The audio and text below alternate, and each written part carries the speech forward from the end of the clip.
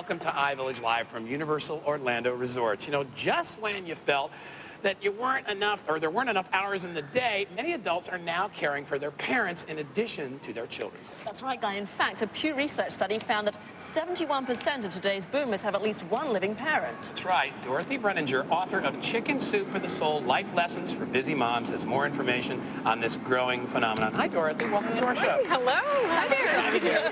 Nice to see you.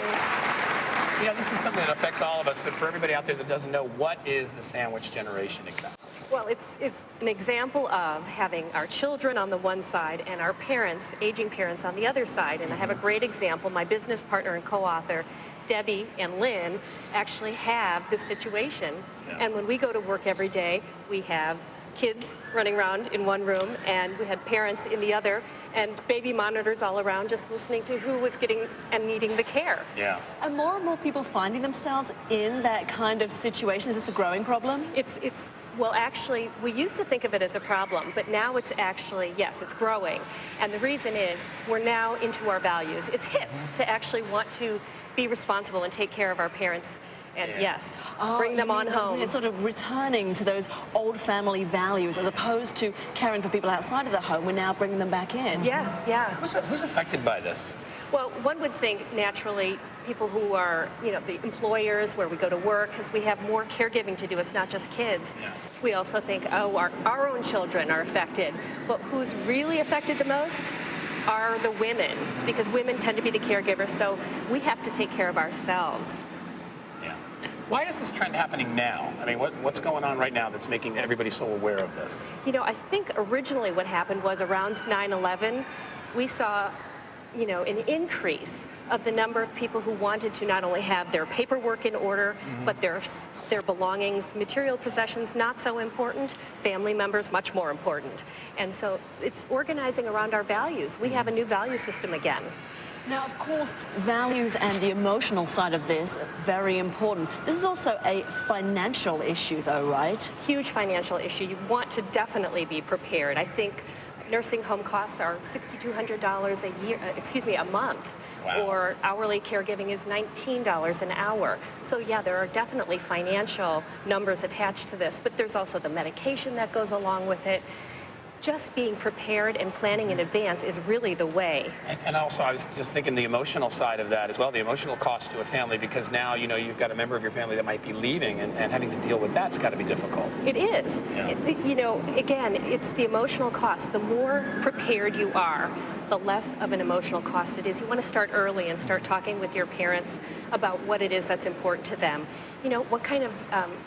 they even have their own philosophies of what they want to pass on in life, not just their medical information, but who they are as people. Yeah. And you're talking about the emotional cost. I mean, for example, we had with my father, he had to go into a long-term care facility because he lost the use of his legs through a blood clot.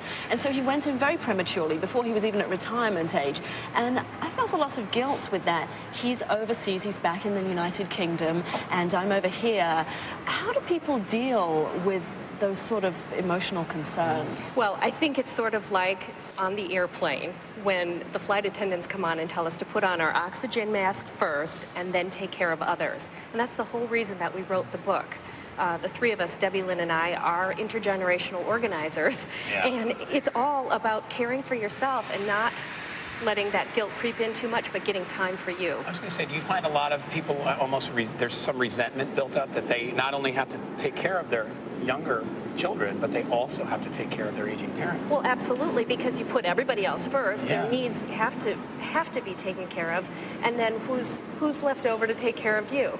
You are. You've got to put yourself in first. Yeah. And what do we do about the fact that if this is a trend, then possibly is it going to get exacerbated? Are we going to see this problem becoming larger as the years go on? I would say we can see that it's going to be, not a problem. If we look at it like, all right, where am I going to get the help? Yeah. Who's going to help me do this? As long as that's in place, it's going to be okay. Yeah. What are our options? We're at that point. Okay, so let's say we're in a situation where we've got the young kids, and we know that it's probably time for us to make a decision about our parents. Some of us have both parents, or maybe just one. What can we do? Where can we turn to? Yeah, I would say if you want to have the help that you need, go to AARP. They have a huge website that tells us everything we need to know about caregiving and outreach. And there's also eldercare.gov, which gives you information about places in your local area where you can actually find the help. And I'm with a group called the National Association of Professional Organizers. There are 4,000 of us in the United States, and we help in this kind of situation as well. Because there are a lot of different options, right? I mean, there's care where a nurse might come 24 hours a day into your home. You could care for your parents yourself within your home.